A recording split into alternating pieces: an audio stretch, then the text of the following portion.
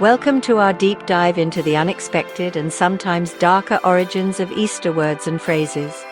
This time of year, when the natural world awakens from its winter slumber, holds many secrets in its traditions. Join me as we journey through time, unearthing the hidden stories behind the words and symbols we often take for granted. You might be surprised by what we uncover today.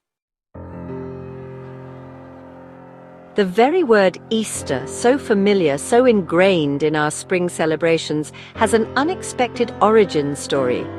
It whispers to us from a time long ago of ancient gods and goddesses who reigned over the natural world. This name, we believe, harkens back to the mists of time, to a pagan goddess named Eostra. She was revered as a deity of spring, of new beginnings, of the very fertility that bursts forth from the earth after a long winter. Eostra's presence was celebrated with joyous festivals, with bonfires and feasts, all honoring the burgeoning life that surrounded them. Her symbol, the hare, embodied the energy and abundance of the season. It was a time for rejoicing, for welcoming the warmth and light that chased away the cold darkness. And so the very essence of Eostra, the goddess of spring, became intertwined with the celebration of Easter as we know it today. Good Friday. The name seems incongruous, almost jarring when we consider the event it commemorates, the crucifixion of Jesus Christ. How can a day shrouded in such sorrow, such suffering, be deemed good? To unravel this paradox, we must delve into the depths of Christian belief. For believers, Good Friday represents the ultimate sacrifice, the ultimate act of love. It was on this day, they believe, that Jesus willingly gave himself over to death on the cross, atoning for the sins of humanity. It was a day of unimaginable pain, of darkness descending upon the earth. And yet, from this profound sacrifice, hope emerged. The crucifixion, while undeniably tragic, paved the way for the resurrection, for the triumph of life over death. Thus, Good Friday becomes not a celebration of suffering, but a solemn recognition of the immense love that fueled such a sacrifice. It is a day for reflection, for contemplation, for acknowledging the weight of this pivotal event in the Christian faith. It is a stark reminder that even in the darkest of times, hope can endure, and that sometimes the greatest good can emerge from the most profound sorrow. The aroma of freshly baked hot cross buns, spiced and sweet, is synonymous with Easter for many. But these small yeasted rolls hold a history that extends far beyond their delicious flavor. They too carry echoes of ancient beliefs and superstitions. Those simple cross shapes etched onto the bun's soft tops are no mere decoration. They are a potent symbol representing the crucifixion itself. Yet even this symbol, so deeply rooted in Christian tradition, may have its origins in earlier pagan practices. Long ago, before the advent of Christianity, baked goods were often marked with crosses as a way to honor the gods and goddesses of the earth. These crosses were thought to bring good luck, to ward off evil spirits, and to ensure a bountiful harvest. As Christianity spread, the cross, already imbued with symbolic power, was adopted and reinterpreted. It became a visible reminder of Jesus' sacrifice, a way to infuse these everyday treats with religious significance. And so, the hot cross bun stands as a testament to the enduring power of symbols, to the ways in which ancient beliefs can be woven into the fabric of new traditions, creating a rich tapestry of history and meaning. The Easter Bunny, that fluffy bringer of joy and chocolate, seems an unlikely candidate for a connection to ancient paganism. And yet, like so many Easter traditions, its roots run deep into the fertile soil of pre-Christian beliefs. The rabbit, with its remarkable ability to reproduce, has long been a symbol of fertility and new life. In ancient cultures, it was associated with the cycles of nature, with the earth's reawakening after winter's sleep. The arrival of spring was a time of great celebration, a time to honor the gods and goddesses who brought forth life and abundance. And the rabbit, that prolific creature, became a potent symbol of these life-giving forces. As Christianity spread, the rabbit, like the cross on the hot cross bun, underwent a transformation. It was absorbed into the Easter celebration, becoming the Easter Bunny, a delightful figure who brought not offerings to the gods but treats to children. And so, the Easter Bunny hops along, a charming embodiment of spring's exuberance, its basket overflowing with reminders of ancient beliefs blended seamlessly with modern traditions. Lent, the 40-day period of fasting and reflection leading up to Easter, might seem a world away from the joyful celebrations of the holiday itself. But this period of solemn observance holds a profound significance for Christians worldwide. The number 40 resonates deeply within Christian tradition, representing a time of spiritual testing and preparation. It recalls Jesus' 40 days and nights spent fasting in the desert, a period of intense temptation and spiritual struggle. For Christians, Lent is a time for introspection, for confronting their own failings, for seeking a deeper connection with their faith. It is a time for sacrifice, for denying oneself earthly pleasures in order to focus on spiritual growth. The act of fasting, of abstaining from certain foods or habits, is a physical manifestation of this inward journey.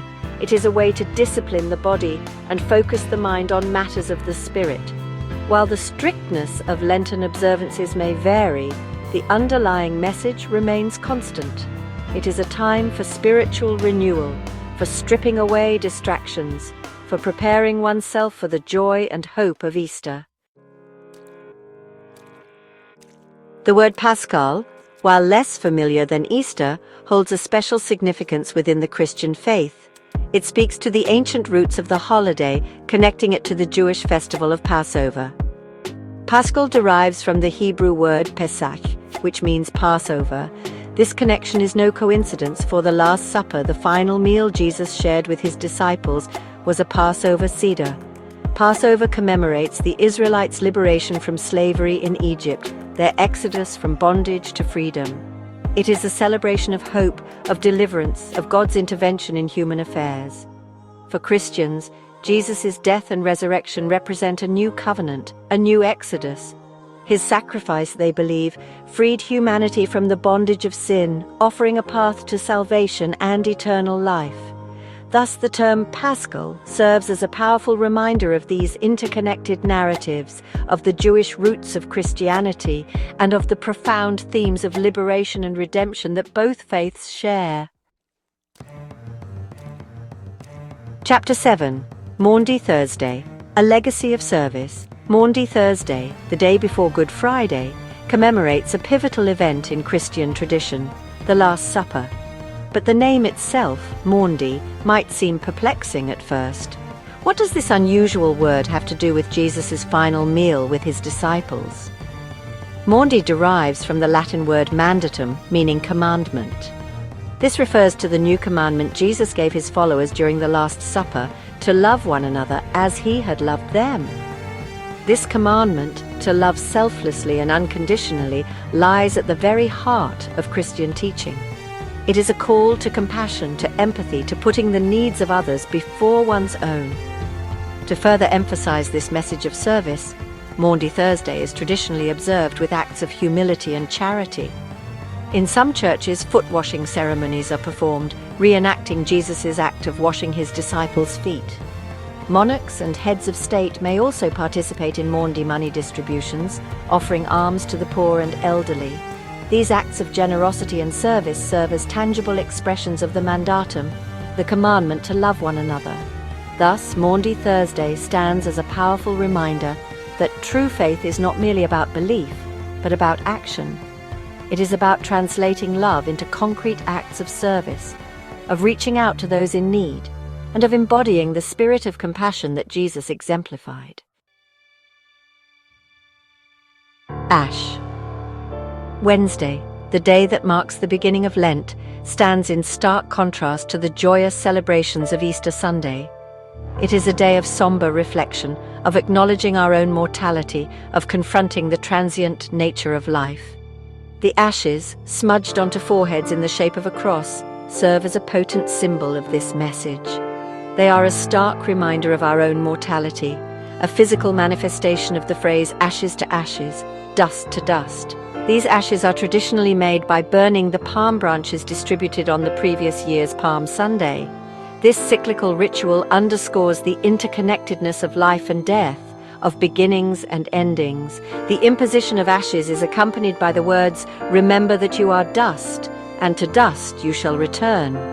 This stark pronouncement is not meant to be morbid, but rather to awaken a sense of urgency, to encourage us to live our lives with purpose and intention. Ash Wednesday is a call to humility, a reminder that we are all equal in the face of death.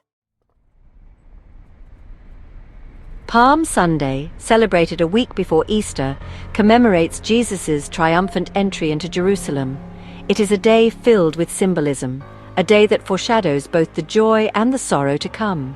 The image of Jesus entering Jerusalem, riding on a donkey while crowds lay down palm branches in his path, is a powerful one. It speaks of victory, of acclamation, of a king returning to his people. Palm branches in the ancient world were symbols of peace and victory. They were often waved during processions to signify joy and celebration.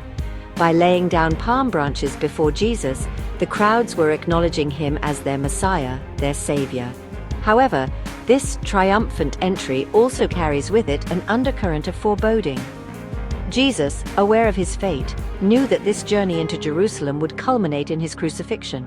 The crowds that hailed him as a king would soon be calling for his death.